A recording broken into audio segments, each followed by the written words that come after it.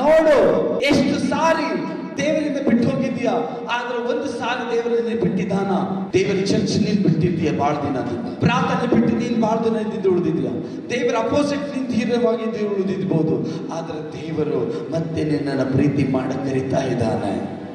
ಆದ್ರೆ ಕರ್ತನಾತ್ಮನು ದೇವರು ನಿನಗೆ ಗೊತ್ತು, ಮನಸ್ಸನ್ನು ಇಸೆ ಇಲ್ಲ, ನೀನ್ ದೇವರ ಬಗ್ಗೆ ತಿಳ್ಕೊಂಡಿಲ್ಲ, ಆದ್ರೂ ಸಹ ದೇವರು ನಿನ್ನ ಬಗ್ಗೆ ತಿಳ್ಕೊಂಡಿತ್ತು. ಏನು ಇಲ್ಲದಾಗೂ ದೇವರು ನಿನ್ನ ಜೊತೆ ಇದ್ದಾನೆ, ಇವತ್ತು ಏನು ಇದ್ರೂ ದೇವರು ನಿನ್ನ ಜೊತೆ ಇದ್ದಾನೆ.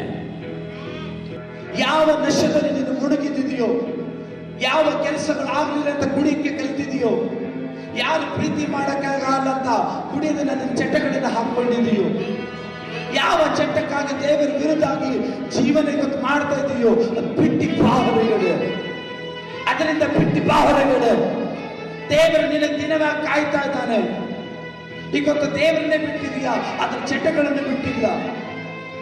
ಇವತ್ತು ದೇವರು ಪ್ರೀತಿ ಮಾಡೋ ದೇವರು, ಶಾಶ್ವತವಾದ ಪ್ರೀತಿ ಮಾಡೋ ದೇವರಿಗೆ ಬಿಟ್ಟು ದೂರ ಹೋಗಿದೀಯಾ. ಆದರೆ ದೇವರು ನಿನಗೆ ಎಲ್ಲಾದ್ರಿಂದಲೂ ಸ್ಥಾನ ದೊಡ್ಡದಾಗಿ ಕೊಡ್ಬೇಕಂತಿದ್ದರು. ಆದ್ರೆ ನೀನು ಬಿಟ್ಟು ಹೋಗಿ ಬರಕ್ಕಾಗ್ಲಿಲ್ಲ. ನಿನ್ನ ಗುಣಗಳನ್ನು ಬಿಟ್ಟು ಬಾ ಅಂದನು ದೇವರು ಬಿಟ್ಟು ಬರಲಿಲ್ಲ, ಚಟಗಳು ಬಿಟ್ಟು ಬಾ ಅಂದನು ಬರ್ಲಿಕ್ಕಾಗ್ಲಿಲ್ಲ.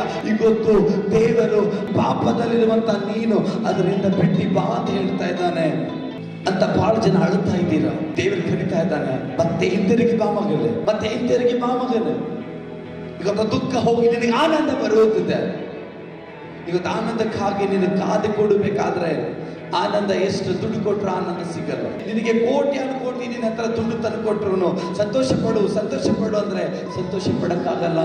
ಯಾಕೆ ಗೊತ್ತದ? ಆ ದುಡ್ಡು ನಿನಗೆ ಗೊತ್ತು ಸಂತೋಷ ಪಡಿಸ್. ದುಡ್ಡು ನಿನ್ನ ಆರೋಗ್ಯ ಚೆನ್ನಾಗಿದ್ರೇನೆ ಆ ದುಡ್ಡನ್ನ ಹಾಕೊಂಡು ಮೆರೆಬಹುದು.